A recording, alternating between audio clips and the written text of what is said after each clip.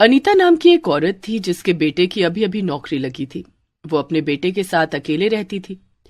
अनीता अब अपने बेटे के लिए एक अच्छी लड़की तलाश रही थी, क्योंकि वो नहीं चाहती थी कि उसका बेटा आजकल के बच्चों की तरह प्रेम विवाह करे और घर में किसी को भी बहू बनाकर ले आए। इसलिए अनीता अपनी पसंद की लड़की ढूंढ रही थी। वहीं दूसरी तरफ अनीता का बेटा प्रखर पहले से ही किसी लड़की को पसंद कर चुका था। अब देखते हैं आगे की कहानी। एक दिन प्रखर बहुत खुशी खुशी घर आता है। माँ, कहाँ हो आप? मुझे आपको कुछ जरूरी बात बतानी है। हाँ बेटा, बताओ क्या हुआ? आज तो तुम बड़े खुश नजर आ रहे हो। माँ, आपको ये पता ही है कि मेरी इतनी अच्छी कंपनी में नौकरी लग गई है। हाँ बेटा, और क्या, ये तो मुझे पता ही है और इसके लिए मुझे तुम पर बहुत गर्व भी है। हाँ माँ। अच्छा माँ, आपको सोनल याद है, मेरे कॉलेज की दोस्त? हाँ याद है ना, तो उसका क्या? माँ, आज उसकी भी एक बहुत बड़ी कंपनी में नौकरी लग गई है। आज मैं बहुत खुश हूँ माँ। प्रखर को किसी दूसरी लड़की की नौकरी लगने पर इतना खुश होते देखकर अनीता को कुछ ठीक नहीं लगता। वो प्रखर से कहती है, क्या बात है बेटा, तुम किसी और लड़की की नौकरी लगने पर इतने खुश क्यों हो रहे हो? आखिर तुम्हारा उससे क्या नाता है? माँ, मैं आपको सब बताने ही वाला था, लेकिन आज से बेहतर दिन कोई हो ही नहीं सकता। दरअसल मैं सोनल से प्यार करता हूँ और उससे शादी करना चाहता हूँ। हम दोनों ने ये तय किया था कि हमारी नौकरियां लगने के बाद हम अपने अपने घरों में सब कुछ बता देंगे, और जब हम दोनों की अच्छी नौकरी लग गई है तो आप लोग हमारी शादी करवा दीजिए। प्रखर की बात सुनकर तो मानो अनीता के पैरों तले जमीन ही खिसक गई। वो चकराकर सोफे पर बैठ गई। अरे माँ, क्या हुआ आपको? आप ठीक तो हैं? अरे प्रखर, ये तू क्या कह रहा है? ये सब सुनकर ही दिमाग खराब हो रहा है। नहीं नहीं, कह दे कि तू मजाक कर रहा है बेटा। अरे माँ, इसमें भला मजाक करने जैसा क्या है? मुझे सोनल पसंद है और आपको भी जरूर पसंद आएगी। आप एक बार उससे मिलकर तो देखिए। नहीं, ऐसा बिल्कुल भी नहीं हो सकता। इस घर में केवल मेरी पसंद की ही लड़की आएगी। तो आप भी मेरी एक बात सुन लीजिए माँ। अगर आपने सोनल से मेरी शादी नहीं करवाई ना, तो मैं घर छोड़कर चला जाऊंगा। फिर इस घर में ना कोई बहू आएगी और ना ही आपका बेटा रहेगा। प्रखर की ऐसी धमकी सुनकर अनीता डर गई। क्या? नहीं नहीं बेटा, ऐसा मत बोल। ठीक है, मैं मिल लूंगी उस लड़की से, बस तू मुझे छोड़कर जाने की बात मत कर। अनीता की बात सुनकर प्रखर खुश हो जाता है और उसे लगता है कि अब सब ठीक हो जाएगा। लेकिन असल में अब तो प्रखर की जिंदगी में सब कुछ उल्टा पुल्टा होने वाला था। अगले दिन अनीता और प्रखर सोनल के घर जाते हैं उसे देखने के लिए। सोनल सबके लिए चाय लेकर आती है। वो देखने में सुंदर तो थी, लेकिन अनीता को वो बिल्कुल पसंद नहीं आई थी। अनीता मन ही मन सोचती है, छी छी, ये कैसी पसंद हो गई है प्रखर की। जरूर इसी लड़की ने मेरे बेटे को अपने जाल में फंसाया होगा। सोनल काफी खुश मिजाज लड़की थी और वो सबसे हंस हंस कर बातें भी कर रही थी। वो मॉडर्न थी और ज्यादा शर्मा नहीं रही थी। वहीं दूसरी तरफ सोनल की बहन मीनल भी वहीं पर खड़ी थी। मीनल स्वभाव से बड़ी ही शांत और सुशील नजर आ रही थी। अनीता को मीनल एक ही नजर में पसंद आ गई। वाह, ये तो बिल्कुल वैसी ही लड़की है जैसी कि मुझे अपने बेटे के लिए चाहिए थी। ये तो अपनी बहन से बिल्कुल विपरीत है। बस मुझे मेरी बहू मिल गई। तभी सोनल की माँ अनीता से कहती है, तो फिर हम ये रिश्ता पक्का समझे बहन जी? जी जी बिल्कुल पक्का समझिए, बस रिश्ते में थोड़ा सा बदलाव है। क्या? कैसा बदलाव? दरअसल मुझे आपकी छोटी बेटी मीनल ज्यादा पसंद आ गई है, इसलिए मैं अपने बेटे की शादी मीनल से ही करूंगी। अनीता की बात सुनकर सब लोग हैरान हो जाते हैं। ये आप क्या बोल रही हैं माँ? ऐसा कैसे हो सकता है? मैं तो सोनल को पसंद करता हूँ, फिर मैं मीनल से शादी कैसे कर सकता हूँ? वो सब मुझे कुछ नहीं पता, लेकिन मुझे मीनल ही पसंद है और तुझे उसी से शादी करनी पड़ेगी, वरना तू मेरा मरा हुआ मुंह देखेगा बेटा। अनीता मरने की बात करके प्रखर को अपनी बातों में उलझा लेती है, लेकिन प्रखर सोनल के अलावा किसी और से शादी नहीं करना चाहता था। तभी अनीता एक सुझाव देती है, ठीक है, अगर तुझे इस सोनल से शादी करनी है तो कर ले, लेकिन तू मीनल से भी शादी कर ले। इससे हम दोनों की इच्छाएं पूरी हो जाएंगी। आप ये कैसी बातें कर रही हैं माँ? भला ऐसे कैसे हो सकता है? लेकिन मुझे इसमें कोई दिक्कत नहीं है। मुझे ये सुझाव अच्छा लगा। मैं भी अपनी बहन के साथ रहूंगी, तो इससे अच्छा और क्या हो सकता है? अरे वाह, देखो अब तो मीनल को भी मंजूर है। अब तुम मना मत करो प्रखर, हाँ कर दो। प्रखर सबके दबाव में आकर शादी के लिए हाँ कर देता है और उसकी शादी सोनल और मीनल दोनों बहनों से हो जाती है। अनीता इस शादी से बहुत खुश थी, लेकिन प्रखर बिल्कुल भी खुश नहीं था। एक दिन प्रखर सोनल के साथ बैठा था और उससे बातें कर रहा था। सोनल, मुझे तो ये सब बिल्कुल भी ठीक नहीं लग रहा है। माँ ने बहुत गलत जिद की है। अब क्या होगा? मैं तो सिर्फ और सिर्फ तुमसे प्यार करता हूँ। मैं मिनल को कभी भी प्यार नहीं कर पाऊंगा। ओहो मेरे भोले पति, अरे तुम्हें उससे क्या लेना देना है?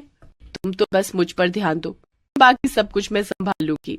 क्या सच में? हाँ और क्या। प्रखर सोनल की सांत्वना पाकर खुश था, लेकिन सोनल के इरादे तो कुछ और ही थे। प्रखर के ऑफिस जाने के बाद सोनल खुद से कहती है, इस बुढ़िया को तो अब मैं बताती हूँ। बहुत शौक था ना इसे मीनल को अपनी बहू बनाने का। मुझे ये मीनल बचपन से पसंद नहीं है।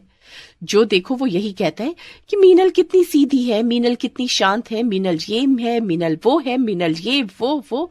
अरे मेरे कान पक गए हैं ये सब सुन सुनकर। और इस बुढ़िया को भी मीनल ही पसंद आई। तो ठीक है, अब मैं मीनल और अपनी प्यारी सासू माँ दोनों को इकट्ठे सबक सिखाऊंगी। इतना कहकर सोनल बाहर जाती है और देखती है कि मीनल और अनीता दोनों सब्जी काट रहे थे। देखो तो महारानी को, दिन के 11 बज रहे हैं और अब ये अपने कमरे से बाहर आई है। अगर इतनी देर तक आराम फरमाओगी तो काम कब करोगी? काम? कौन सा काम मम्मी जी? आपको पता नहीं है क्या कि मेरा वर्क फ्रॉम होम चल रहा है? मैं घर के सब फालतू काम नहीं करूंगी। और हाँ मीनल, मेरा कॉफी और नाश्ता मेरे कमरे में ही ले आना। हाँ ठीक है सोनल। क्या? अरे क्या ठीक है? तू पागल हो गई है क्या मीनल? तू भला इसका काम क्यों करेगी? वो मम्मी जी, मैं तो घर पर भी इसका सब काम करती थी, इसलिए मुझे तो आदत है। आप चिंता मत करिए, मैं कर लूंगी। मीनल की बात सुनकर अनीता हैरान हो जाती है और मीनल से कहती है, मुझे नहीं पता कि तू इसका काम अब तक क्यों कर रही थी, लेकिन अब से ये सब नहीं चलेगा। अब ये अपना काम भी खुद करेगी और घर के काम भी करवाएगी। अरे मम्मी जी, लगता है कि आपकी उम्र हो गई है, इसीलिए आप बहकी बहकी बातें कर रही हो। अभी तक इस दुनिया में कोई ऐसा पैदा नहीं हुआ है जो सोनल को अपने इशारों पर नचा सके। हाँ जरा आप संभाल कर रहिएगा, कहीं मैं आपको ही नाचना नचा दूं। सोनल की बात सुनकर अनीता को गुस्सा आ जाता है और वो सोनल को थप्पड़ मारने के लिए आगे बढ़ती है। कल की आई लड़की, तेरी इतनी मजाल, मुझसे ऐसे बात कर रही है। लेकिन सोनल अनीता का हाथ पकड़ लेती है और मोड़ने लगती है। अरे ओ बुढ़िया, अपने ये नाजुक हाथ जरा संभाल कर रखो, कहीं लचक आ गई तो घर के काम कौन करेगा? अरे सोनल छोड़ दो, उन्हें माफ कर दो। फिर सोनल अनीता का हाथ छोड़ देती है और वापस अपने कमरे में चली जाती है। मम्मी जी आप ठीक तो है ना? हे भगवान, ये कैसी लड़की आ गई है मेरे घर पर बहू बनकर। ये तो डायन है, डायन। अरे धीरे बोलिए मम्मी जी, कहीं उसने सुन लिया ना तो वापस आ जाएगी। चुप कर। अरे मैंने तो सोचा था कि मेरे घर में मेरे पसंद की बहू आएगी और मैं अपना बुढ़ापा चैन से काटूंगी। तो देखो मेरी किस्मत, एक बहू ऐसी आई है जो मुझ पर ही हुक्म चला रही है और दूसरी ऐसी है जिसकी बोलती ही नहीं खुलती है। मेरे तो करम ही फूट गए हैं, अब ना जाने मेरा क्या होगा। अनीता बड़बड़ाते हुए अपने कमरे में चली जाती है। अगले दिन जब अनीता सुबह उठती है तब वो मीनल को बुलाने लगती है। मीनल, अरे ओ मीनल, कहाँ हो? जरा यहां तो आना।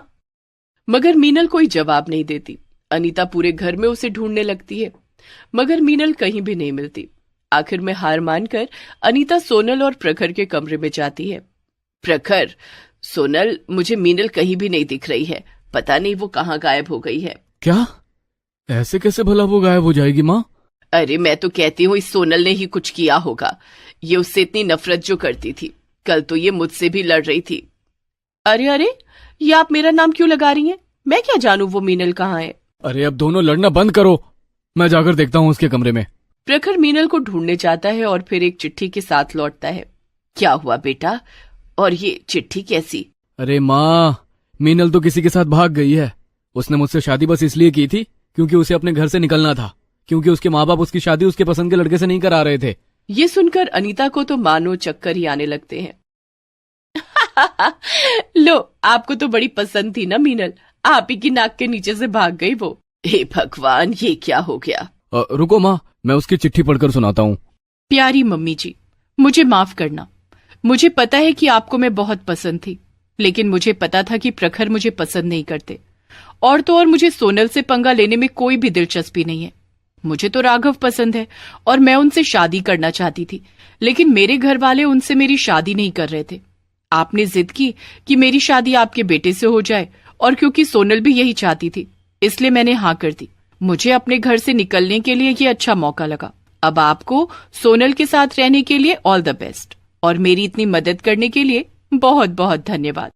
फिर क्या था, अनीता अपनी किस्मत को कोसने लगती है और मीनल, सोनल और प्रखर तीनों अपनी अपनी दुनिया में खुशी खुशी रहने लगते हैं। कहाँ अनीता दो दो बहुओं का सुख देखने चली थी, और उल्टा उसे अपनी बहू की ही सेवा करनी पड़ती है। Please subscribe this channel.